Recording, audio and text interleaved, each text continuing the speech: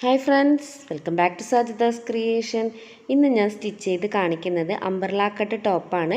Yoke പീസും അതിന് താഴെ സ്കേർട്ട് പീസ് അംബർല കട്ടിലാണ് ചെയ്തിരിക്കുന്നത്. സാധാരണ ചെയ്യുന്നത് പോലെ സ്ട്രെയിറ്റ് ആയിട്ടല്ല ചെയ്തത്. ഫ്രണ്ട് ഭാഗം കുറച്ച് ഇറക്കിയും അതുപോലെ രണ്ട് സൈഡും കയറിയുമാണ് ചെയ്തിരിക്കുന്നത്. അപ്പോൾ ഈ ഒരു യോക്ക് പീസിൻ്റെ കട്ടിംഗ് വീഡിയോ കഴിഞ്ഞ പാർട്ടിൽ ഞാൻ അപ്ലോഡ് ചെയ്തിട്ടുണ്ട്. സ്കേർട്ട് പീസും സ്ലീവ് കട്ടിങ്ങും ആണ് ഇതിൽ ഞാൻ കാണിക്കുന്നത്. അപ്പോൾ ഈ യോക്ക് പീസിൻ്റെ കട്ടിംഗ് വീഡിയോ കാണാത്തവരുണ്ടെങ്കിൽ ലിങ്ക് ഞാൻ ഡിസ്ക്രിപ്ഷൻ ബോക്സിൽ മെൻഷൻ ചെയ്യുന്നുണ്ട്, അവിടെ പോയിട്ട് കാണാം. അപ്പോൾ നമ്മൾ യോക്ക് പീസ് കട്ട് ചെയ്ത് ബാലൻസ് ഉള്ള ക്ലോത്ത് ഒന്ന് സ്ട്രെയിറ്റ് ആയി കട്ട് ചെയ്തെടുക്കാം. അതിനുശേഷം ക്ലോത്ത് നീളത്തിൽ രണ്ടായിട്ട് ഫോൾഡ് ചെയ്യുക. വീതിക്ക് ഫോൾഡ് ചെയ്യുന്നേ ഇല്ല, നീളത്തിൽ മാത്രം രണ്ടായിട്ട് ഫോൾഡ് ചെയ്തെടുക്കാം. കണ്ടോ, ഇതേപോലെ നമ്മൾ രണ്ടായിട്ട് ഫോൾഡ് ചെയ്തെടുത്തു.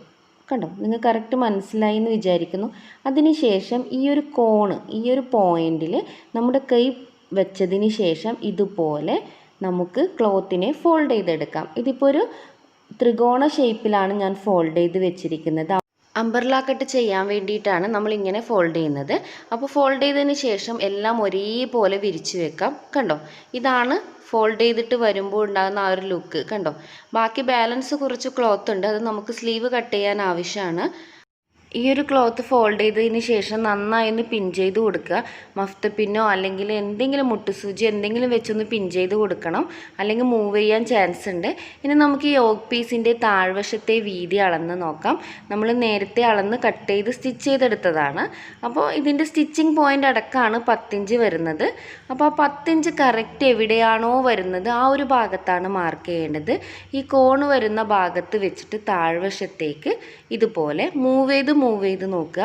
കറക്റ്റ് എവിടെയാണോ 10 ഇഞ്ച് വരുന്നത് ആ ഒരു ഭാഗം ഫോക്കസ് ചെയ്യുക. ഈ 10 ഇഞ്ചിന് 1 ഇഞ്ച് പോലും അങ്ങോട്ടോ ഇങ്ങോട്ടോ ആവാൻ പാടില്ല. 10 ഇഞ്ച് കുറയുകയാണെങ്കിൽ ടൈറ്റ് ആവും, കൂടി പോവുകയാണെങ്കിൽ നന്നായി ലൂസായിട്ട് വരും. അപ്പോൾ കറക്റ്റ് 10 ഇഞ്ച് വരുന്ന ഭാഗം ഫോക്കസ് ചെയ്തിട്ട് അവിടെ മാർക്ക് ചെയ്യുക. അതിനുശേഷം നിങ്ങൾ ഇതുപോലെ വെച്ച് നോക്കാം. നിങ്ങൾക്ക് ഡൗട്ട് എന്തെങ്കിലും ഉണ്ടെങ്കിൽ വെച്ച് നോക്കാം, അല്ലെങ്കിൽ അളവ് എടുക്കുന്നില്ലെങ്കിൽ ഇങ്ങനെ വെച്ചിട്ട് നമുക്ക് മാർക്ക് ചെയ്തിട്ട് കട്ട് ചെയ്തെടുക്കാവുന്നതാണ്. അപ്പോൾ ഞാനിപ്പോൾ മാർക്ക് ചെയ്ത പോയിന്റിലൂടെ കട്ട് ചെയ്തെടുത്തു. ഇതിപ്പോൾ കട്ട് ചെയ്ത് കഴിഞ്ഞിട്ടുണ്ട്. നിങ്ങൾക്ക് ജസ്റ്റ് ഒന്ന് വെച്ച് നോക്കാം. കണ്ടോ, കറക്റ്റായിട്ട് ആ ഒരു അളവ് നമുക്ക് കിട്ടിയിട്ടുണ്ട്. അതവിടെ ജോയിൻ്റ് ചെയ്യുമ്പോൾ കറക്റ്റായിട്ട് വരും. അപ്പോൾ ഇനി നമുക്ക് വേണ്ടത് ഇറക്കം എടുക്കുകയാണ്. അതായത് ഒരു ടോപ്പിന് നമുക്ക് എത്രയാണോ ഇറക്കം വേണ്ടത് അത് മുഴുവനായിട്ടും നമ്മൾ എടുക്കാം. നമ്മുടെ ഒരു ടോപ്പ് എടുത്തിട്ട് അതിൻ്റെ ഇറക്കം മുഴുവനായിട്ടും ഞാനിപ്പോൾ എടുക്കുകയാണ് ചെയ്യുന്നത്. 46 ഇഞ്ചാണ് എനിക്കിവിടെ ഇറക്കം ലഭിക്കുന്നത്. നമ്മളിപ്പോൾ ടോപ്പിൻ്റെ മുഴുവൻ ലെങ്ത്താണ് എടുത്തത്, പക്ഷെ നമുക്ക് ഫുൾ ലെങ്ത്ത് ആവശ്യമില്ല. കാരണം മുകൾ വശത്തെ യോക്ക് പീസ് 13 ഇഞ്ചിൽ നമ്മൾ കട്ട് ചെയ്തെടുത്തിട്ടുണ്ട്. അപ്പോൾ ഈ 13 ഇഞ്ച് കഴിഞ്ഞ് ബാക്കിയുള്ള ഇറക്കം മാത്രമേ നമുക്ക് ആവശ്യമുള്ളൂ. അപ്പോൾ നമുക്ക് ടോട്ടൽ ലഭിച്ച 46 ഇഞ്ചിൽ നിന്നും 13 ഇഞ്ച് നമ്മൾ കുറക്കുകയാണ് ചെയ്യുന്നത്. അതായത് ടോപ്പിൻ്റെ ഫുൾ ലെങ്ത്ത് എടുത്തിട്ട് അതിൽ നിന്നും യോക്ക് പീസിൻ്റെ 13 ഇഞ്ച് നമ്മൾ കുറച്ചു. എന്നിട്ട് കിട്ടിയ 33 ഇഞ്ചാണ്. ആ 33 ഇഞ്ചിൻ്റെ കൂടെ താഴ്വശം ഫോൾഡ് ചെയ്യാൻ വേണ്ടി 1 ഇഞ്ചും മുകൾ വശത്ത് സ്റ്റിച്ച് ചെയ്യാൻ വേണ്ടി 1/2 ഇഞ്ചും കൂടി നമുക്ക് 34 ഇഞ്ച് എടുക്കാം. ഇനി നമുക്ക് ക്ലോത്തിലേക്ക് അളവ് മാർക്ക് ചെയ്യാം. അതിന് ഇതുപോലെ ടേപ്പ് ഫോൾഡ് ചെയ്ത ഭാഗത്ത് വെച്ചിട്ട് നേരെ താഴ്വശത്തേക്കുള്ള അളവാണ് ഇപ്പോൾ നമ്മൾ മാർക്ക് ചെയ്യുന്നത്. കണ്ടോ, ഇതുപോലെ കറക്റ്റ് ഇവിടെ ഫോക്കസ് ചെയ്തതിന് ശേഷം നേരെ താഴ്വശത്തേക്കാണ് നമ്മൾ ഈ 34 ഇഞ്ച് മാർക്ക് ചെയ്യുന്നത്. കണ്ടോ, ഇവിടെ നിങ്ങൾക്ക് 37, 38 ഇഞ്ച് വരെ എടുക്കാം. പക്ഷെ ഞാനിപ്പോൾ 34 ഇഞ്ച് മാത്രമേ മാർക്ക് ചെയ്യുന്നുള്ളൂ. കാരണം ഇറക്കം കൂടുന്നതിനനുസരിച്ച് മുൻവശത്തെ ഷേപ്പ് ഒന്ന് കൂടി വരും. ഇപ്പോൾ ഞാനിവിടെ 34 ഇഞ്ച് കറക്റ്റ് മാർക്ക് ചെയ്തിട്ടുണ്ട്. ഇനി നമ്മൾ മുകൾ വശത്ത് അവിടെ തന്നെ ടാപ്പ് ഫോക്കസ് ചെയ്തതിന് ശേഷം ഞാനിവിടെ ജസ്റ്റ് ഒരു പിന്ന് ചെയ്ത് കൊടുക്കുന്നുണ്ട്. കാരണം അത് അവിടെ നിന്ന് മൂവ് ആവാതിരിക്കാൻ വേണ്ടിയിട്ടാണ്. കറക്റ്റ് അവിടെ ഫോക്കസ് ചെയ്തിട്ട് ഞാൻ ടാപ്പ് ഒന്ന് മൂവ് ചെയ്തു, കുറച്ച് മുന്നോട്ടേക്ക് മൂവ് ചെയ്തു. അതിനുശേഷം കറക്റ്റ് അവിടെയും ഞാൻ 34 ഇഞ്ചാണ് മാർക്ക് ചെയ്യുന്നത്. കണ്ടോ, ഇവിടെ ഞാൻ 34 ഇഞ്ച് മാർക്ക് ചെയ്തെടുത്തിട്ടുണ്ട്. ഇതുപോലെ വീണ്ടും ഞാൻ ടാപ്പ് മൂവ് ചെയ്യുകയാണ്. അത് മുകൾ വശത്തു നിന്ന് മാറ്റുന്നൊന്നുമില്ല. കറക്റ്റ് ആ കോണിൽ വെച്ചതിന് ശേഷം ഇവിടെയും 34 ഇഞ്ച് മാർക്ക് ചെയ്തു. ഇനി ഇവിടെയും ഏറ്റവും ലാസ്റ്റ് ഭാഗത്തും നമ്മൾ സെയിം 34 ഇഞ്ചാണ് മാർക്ക് ചെയ്യുന്നത്. പക്ഷെ അവിടെ 34 ഇഞ്ച് ഇല്ല, 33 ഇഞ്ച് മാത്രമേ ഉള്ളൂ. ഉള്ളത് വെച്ചിട്ട് നമുക്ക് മാർക്ക് ചെയ്യാം. ആ ഭാഗം കുറച്ച് കയറിയാണ് നിൽക്കുക. അപ്പോൾ നിങ്ങൾ ശ്രദ്ധിക്കുക, നമ്മളിപ്പോൾ ഈ മാർക്ക് ചെയ്ത പോയിൻ്റൊക്കെ കൂടി ഒന്ന് ജോയിൻ്റ് ചെയ്യാണ് ചെയ്യുന്നത്. കറക്റ്റ് എല്ലാ ഭാഗത്തും 34 ഇഞ്ചാണ് മാർക്ക് ചെയ്തത്. ലാസ്റ്റ് മാത്രമേ 33 ഇഞ്ച് മാർക്ക് ചെയ്യേണ്ടി വന്നിട്ടുള്ളൂ. നമ്മളിപ്പോൾ മാർക്ക് ചെയ്ത എല്ലാ പോയിന്റുകളും തമ്മിൽ കറക്റ്റ് കണ്ടോ, ഈ കാണുന്നത് പോലെ ജസ്റ്റ് ഒന്ന് ഷേപ്പ് ചെയ്ത് മാർക്ക് ചെയ്തെടുക്കാം. കണ്ടോ, ഇപ്പോൾ മാർക്ക് ചെയ്തു. ആ ഭാഗം നമുക്കൊന്ന് കട്ട് ചെയ്തെടുക്കാം. ഇപ്പോൾ കട്ട് ചെയ്തെടുത്തിട്ടുണ്ട്. നിങ്ങൾക്ക് കാണാം ഈ ഒരു രീതിയിലാണ് ഉണ്ടാവുക. ഇനി നമുക്ക് ഈ സൈഡ് ഭാഗം കൂടി ഒന്ന് കട്ട് ചെയ്ത് വേർതിരിച്ചെടുക്കാം. മുകൾ വശത്ത് പോയിന്റ് ചെയ്തിട്ട് കറക്റ്റ് ഇങ്ങനെ 34.5 ഇഞ്ച് മാർക്ക് ചെയ്ത് കഴിഞ്ഞാൽ നമ്മുടെ ഒരു സൈഡ് ചെറുതായിരിക്കും. അതെങ്ങനെയാണെന്ന് ഞാൻ കാണിച്ചു തരാം. ഇപ്പോൾ ഞാൻ 4ആയി ഫോൾഡ് ചെയ്തിട്ടുണ്ട്. നിങ്ങൾക്ക് ആ വ്യത്യാസം മനസ്സിലാവാൻ വേണ്ടിയിട്ടാണ്. ഇപ്പം നിങ്ങൾക്ക് തന്നെ കാണാം ഫ്രണ്ടും ബാക്കും കുറച്ച് ഇറക്കിയും സൈഡ് ഭാഗം കുറച്ച് കയറിയുമാണ് നിൽക്കുന്നത്. നിങ്ങൾക്ക് ആ വ്യത്യാസം മനസ്സിലായി. ഇത്രയും വ്യത്യാസമുണ്ട്. നമുക്ക് വേണമെങ്കിൽ ഈ മുൻവശത്തെ പീസ് കുറച്ചുകൂടി ഇറക്കം കൂട്ടാം. പക്ഷേ സൈഡ് വശത്ത് ആ 34.5 ഇഞ്ച് അല്ലെങ്കിൽ 33 ഇഞ്ച് അത്ര തന്നെ വേണം. മുൻവശത്ത് ഇറക്കം കൂടുന്നതിനനുസരിച്ച് ടോപ്പ് നല്ല രീതിയിൽ ഷേപ്പിൽ വരും. നിങ്ങൾക്ക് വേണമെങ്കിൽ അത് ട്രൈ ചെയ്ത് നോക്കാം. ഞാനിപ്പോൾ കറക്റ്റ് 34.5 ഇഞ്ച് തന്നെ എടുത്തിരിക്കുന്നത്. കട്ട് ചെയ്തിട്ട് ബാലൻസ് ഉള്ള ക്ലോത്ത് നമുക്ക് സ്ട്രൈറ്റ് ആയിട്ട് മുറിച്ചെടുക്കാം.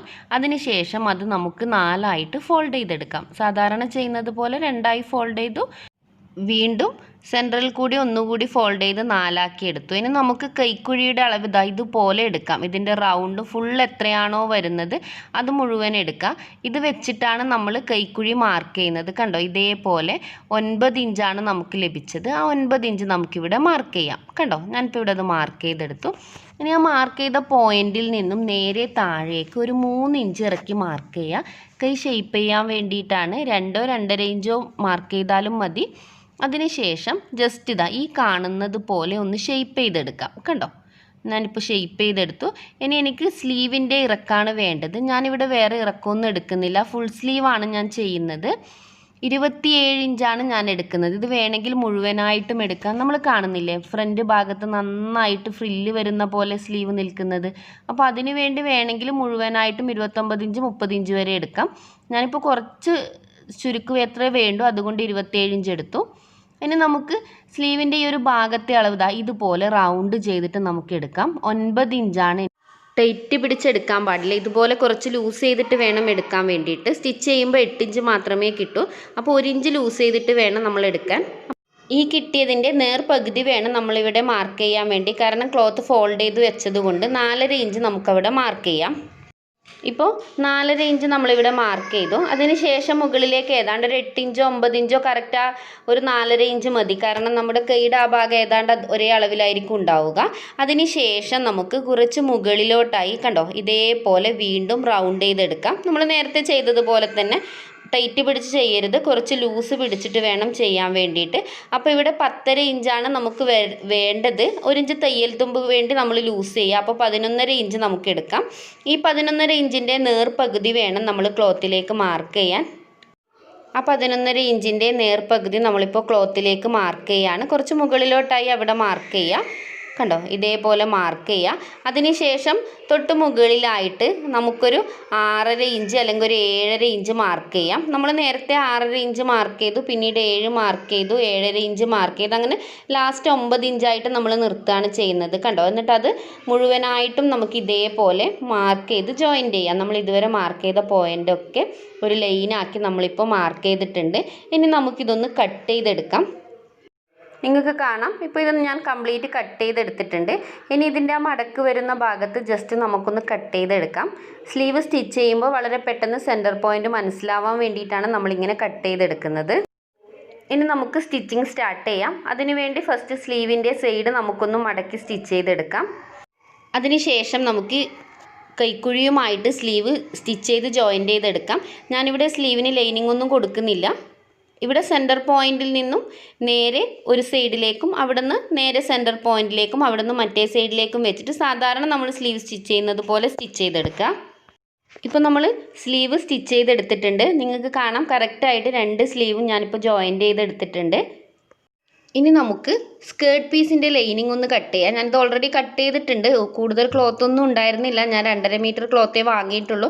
അപ്പോൾ ജസ്റ്റ് ഞാനൊന്ന് 4ആയി ഫോൾഡ് ചെയ്തിട്ട് ജസ്റ്റ് ഒന്ന് കട്ട് ചെയ്തെടുക്കുകയാണ് ചെയ്തത്. ലൈനിങ്ങും നമുക്ക് അംബ്രല്ല കട്ടിൽ കട്ട് ചെയ്തെടുക്കാം. മെയിൻ ക്ലോത്ത് വെച്ചിട്ട് അതേപോലെ ലൈനിങ്ങും കട്ട് ചെയ്തെടുക്കാവുന്നതാണ്. പക്ഷെ ഞാനിത് സിമ്പിളായിട്ട് കട്ട് ചെയ്ത് പോവുകയാണ് ചെയ്തിരിക്കുന്നത്. നമുക്കിതിൻ്റെ താഴ്വശം ഒന്ന് ഫോൾഡ് ചെയ്ത് സ്റ്റിച്ച് ചെയ്തെടുക്കാം. അതിനുശേഷം ലൈനിങ്ങിൻ്റെ നല്ല വശവും അതുപോലെ തന്നെ നമ്മുടെ മെയിൻ ക്ലോത്തിൻ്റെ മോശം വശവും ഒന്നിച്ച് വെച്ചിട്ട് അത് മുകൾ വശം ഒന്ന് ജോയിൻ്റ് ചെയ്തെടുക്കാം. ഇപ്പോൾ ഞാനത് ജോയിൻ്റ് ചെയ്തെടുത്തിട്ടുണ്ട്. ഞാൻ സിഗ്സാഗ് സ്റ്റിച്ച് വെച്ച് ചെയ്യാണ് ചെയ്തിരുന്നത്. നൂലൊന്നും വലിയാതെ കറക്റ്റായിട്ട് കിട്ടും. ഇനി നമുക്ക് ചെയ്യേണ്ടത് ടോപ്പ് പീസിൻ്റെ മുകൾ വശത്ത് നല്ല ഭാഗത്ത് നമ്മുടെ സ്കേർട്ട് പീസിൻ്റെ ഭാഗം വെച്ചിട്ട് ജോയിൻ്റ് ചെയ്യാം. അതും നല്ല വശമാണ് വെക്കേണ്ടത്, മെയിൻ ക്ലോത്ത് തന്നെയാണ് വെക്കേണ്ടത്. അതിനുശേഷം നമുക്കത് രണ്ടും ജോയിൻ്റ് ചെയ്തെടുക്കാം. ഇങ്ങനെ ഫ്രണ്ട് ഭാഗവും ബാക്ക് ഭാഗവും നമുക്ക് സ്റ്റിച്ച് ചെയ്തെടുക്കാം. അപ്പോൾ നിങ്ങൾക്ക് കാണാം ഞാനിപ്പോൾ ജോയിൻ്റ് ചെയ്തെടുത്തിട്ടുണ്ട്. ഫ്രണ്ടും ബാക്കും ഒക്കെ ജോയിൻ്റ് ചെയ്തെടുത്തു. ഇവിടെയും ഞാൻ രണ്ടും കൂടിയും സിഗ്സാഗ് സ്റ്റിച്ച് ചെയ്ത് കൊടുത്തിട്ടുണ്ട്. ഈ സിഗ്സാഗ് സ്റ്റിച്ച് നമ്മൾ ചെയ്യുന്നത് റെഡിമെയ്ഡ് ഡ്രസ്സിനൊക്കെ കാണാറില്ലേ, ഓവർലോക്ക് ചെയ്തിട്ട് ആ ഒരു ലുക്കാണ് നമ്മൾ സിഗ്സാഗ് സ്റ്റിച്ച് ചെയ്താൽ ഉണ്ടാവുക. ഡ്രസ്സിൻ്റെ ഫിനിഷിങ്ങിന് വേണ്ടി ചെയ്യുന്നതേ ഉള്ളൂ. ഇനി നമുക്ക് സ്ലീവ് ഉൾപ്പെടെ യോക്ക് പീസും സ്കേർട്ട് പീസും ഒക്കെ രണ്ട് സൈഡും ജോയിൻ്റ് ചെയ്തെടുക്കാം. 1 ഇഞ്ച് വിട്ടിട്ടാണ് നമ്മൾ ജോയിൻ്റ് ചെയ്യുന്നത്.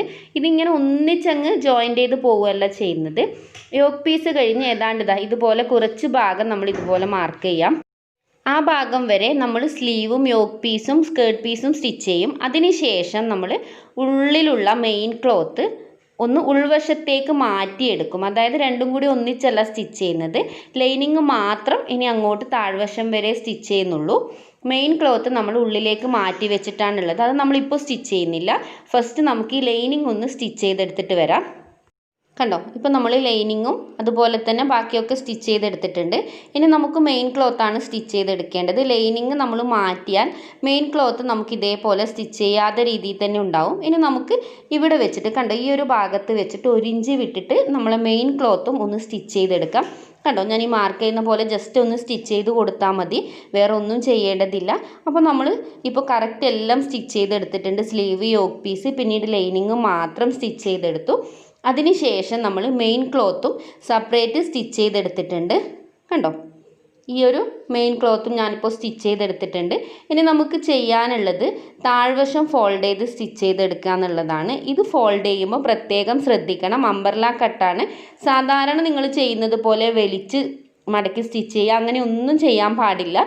സാവധാനം എത്ര ചെറിയ രീതിയിൽ ഫോൾഡ് ചെയ്യാൻ പറ്റുമോ അത്രയും ചെറിയ രീതിയിൽ ഫോൾഡ് ചെയ്തിട്ട് സ്റ്റിച്ച് ചെയ്യാം. ഇതുപോലെ കുറച്ച് ഭാഗം ഫോൾഡ് ചെയ്ത് സ്റ്റിച്ച് ചെയ്യാം. അതിനുശേഷം ബാക്കി കുറച്ച് ഭാഗം ഫോൾഡ് ചെയ്ത് സ്റ്റിച്ച് ചെയ്യാം. അങ്ങനെ ചെയ്യാം. അല്ല നിങ്ങൾക്ക് ഓവർലോക്ക് ചെയ്യാൻ പറ്റുന്നുണ്ടെങ്കിൽ അങ്ങനെയും ചെയ്തെടുക്കാം. ഞാനിപ്പോൾ ഇവിടെ ഓവർലോക്കാണ് ചെയ്തിരിക്കുന്നത്.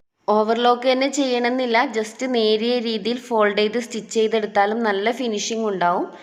ഈ ഒരു സ്റ്റിച്ചിങ്ങോട് കൂടി നമ്മുടെ വീഡിയോ പൂർത്തിയായിരിക്കുകയാണ്. ജസ്റ്റ് നിങ്ങൾക്ക് സ്ലീവ് കാണാം. സ്ലീവ് ഇങ്ങനെയാണ് ഉണ്ടാവുക. നിങ്ങൾക്ക് ഇതിൽ കൂടുതൽ ചുരുക്ക് വേണമെന്നുണ്ടെങ്കിൽ നീളം കൂട്ടാം. സ്ലീവിൻ്റെ നീളം ഒന്നുകൂടി കൂട്ടിയാൽ ഈ ഒരു വശത്ത് നല്ല ചുരുക്കിൽ നിൽക്കും, നല്ല ഭംഗി ഉണ്ടാവും കാണാൻ. ഈ ഒരു സ്ലീവ് ചെയ്യുമ്പോൾ താഴ്വശം വരെ ലൈനിങ് വെക്കാൻ പാടില്ല. ഒന്നുകിൽ ഹാഫ് സ്ലീവ് ലൈനിങ് വെക്കുക, അല്ലെങ്കിൽ 3/4 ലൈനിങ് വെക്കുക. ബാക്കി പ്ലെയിൻ ആയിട്ട് ലൈനിങ് ഇല്ലാതെ സ്റ്റിച്ച് ചെയ്തെടുക്കാം. അപ്പോൾ നമ്മുടെ സ്റ്റിച്ചിങ് പൂർത്തിയായിരിക്കുകയാണ്. അംബ്രല കട്ട് ടോപ്പാണ് നമ്മളിന്ന് സ്റ്റിച്ച് ചെയ്തെടുത്തത്. അതുകൂടാതെ തന്നെ പ്രിൻസസ് കട്ടിലാണ് യോക്ക് ചെയ്തിരിക്കുന്നത്. ഫുൾ സ്ലീവ് കൂടിയാണ് നമ്മളിപ്പോൾ ചെയ്തിരിക്കുന്നത്. അപ്പോൾ എല്ലാവരും എൻ്റെ ഈ വീഡിയോ കണ്ട് ഇഷ്ടപ്പെട്ടു എന്ന് ഞാൻ വിശ്വസിക്കുന്നു. അപ്പോൾ ഇന്ന് ഞാൻ വൈൻഡപ്പ് ചെയ്യാണ്. നെക്സ്റ്റ് പുതിയൊരു വീഡിയോവുമായി വരുന്നത് വരെ എല്ലാവർക്കും ബൈ.